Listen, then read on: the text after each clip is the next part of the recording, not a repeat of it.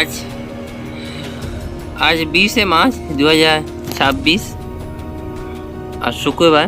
আজকে আবহাওয়া আপনারা বলে রাখি, এই মুহূর্তে বাংলাদেশ সহ সংলগ্ন এলাকায় ঢাকা, কুমিল্লা, সিলেট, শিলচর এবং গুয়াহাটি সাইডে এই মুহূর্তে ঝড় বৃষ্টি হচ্ছে। এখন বাজে দুপুর 3টে। আর ধানবাদের সাইডেও বজ্রগর্ভ মেঘ সঞ্চারের সম্ভাবনা, বজ্রগর্ভ মেঘ সঞ্চারের সৃষ্টি হয়েছে এবং তার যে ধানবাদে আর কিছুক্ষণ বাদেই বৃষ্টি আসছে। আমাদের কলকাতা সংলগ্ন এলাকায় সূর্যোদয়ের আগেই একটা বৃষ্টির আশা রয়েছে এবং ঝড় বৃষ্টি আর ভালো কিন্তু বজ্রগর্ভ মেঘ সঞ্চারের সম্ভাবনা রয়েছে।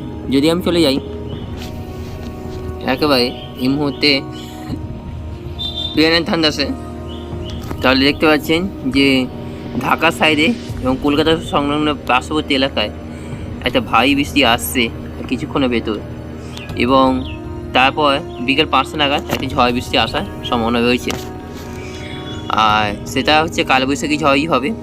আর রংপুর সাইডেও কিন্তু রয়েছে একটা ভারী মেঘ এবং তার জন্য কিন্তু একটা ভারী বৃষ্টি একটা আশঙ্কা রয়েছে। এবার চলে যাই উত্তর ভারতের দিকে। উত্তর ভারতে দুটি পশ্চিমী ঝঞ্ঝা এসেছে এবং তার যাবে এই বৃষ্টিপাত হচ্ছে বলেই মনে করা হচ্ছে। সো এবার আমি আপনাদেরকে নিয়ে যাই একেবারে কিছু ঘন্টা যদি আপডেট যদি দেখি, তাহলে আজ থেকে শুরু করে আগামীকালও বৃষ্টি রয়েছে। আগামীকালও বৃষ্টি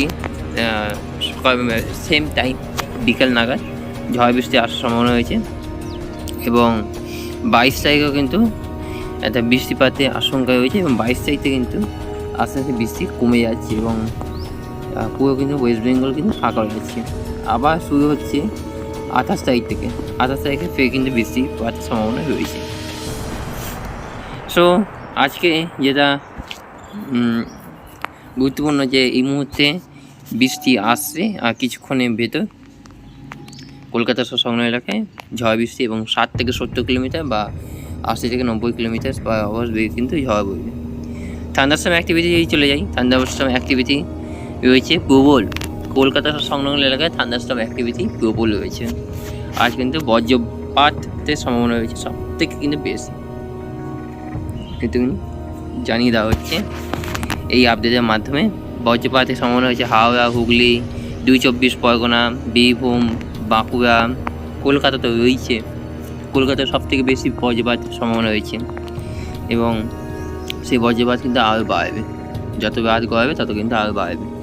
রাত্রি 11টা অবধি লাল বজ্রপাত দেখা যাচ্ছে খড়গপুর।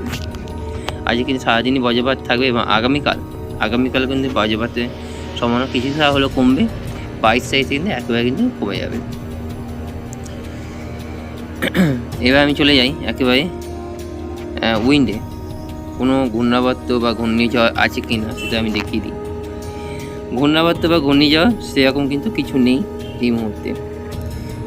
24, 25, 26, 27, 28 একদম 4 তারিখ অবধি, 4 এপ্রিল অবধি কোনো ঘূর্ণাবর্ত বা ঘূর্ণিঝড়ের আশঙ্কা এই মুহূর্তে দেখা যাচ্ছে না বা দেখতে পাচ্ছি না। সোজা চলে যাই এই মুহূর্তে একেবারে চলে যাই টেম্পারেচারে যদি চলে যাই এই মুহূর্তে টেম্পারেচার কত আছে যদি দেখিয়ে দিই। কলকাতায় রয়েছে 27, এখন 3টে বাজে। কলকাতা থাকবে 27 এবং হাওড়া হুগলি থাকবে 33-এর ভেতর এবং মালদা মুর্শিদাবাদে থাকবে 31-33-এর ভেতর, শিলিগুড়ি আলিপুরদার 26-27-এর ভেতর, পুরো বাংলাদেশ থাকবে 30-এর ভেতর। সো আজ বেশি ভিডিও তো বড় করলাম না। আর খানিক বাদে কিন্তু বৃষ্টিপাতের সম্ভাবনা রয়েছে। যারা বাইরে আছেন তারা অতি অবশ্যই বাড়িতে চলে আসুন এবং বাড়িতে বসে বসে ঝড় বৃষ্টি দেখুন। বাইরে অতি প্রয়োজন না হলে বাইরে বেরোনোর দরকার নেই। সো আজকে ছোটোর উপর আপডেট দিলাম। Thank you so much. সবাই ভালো থাকবেন, সুস্থ থাকবেন। আপাতত টাটা।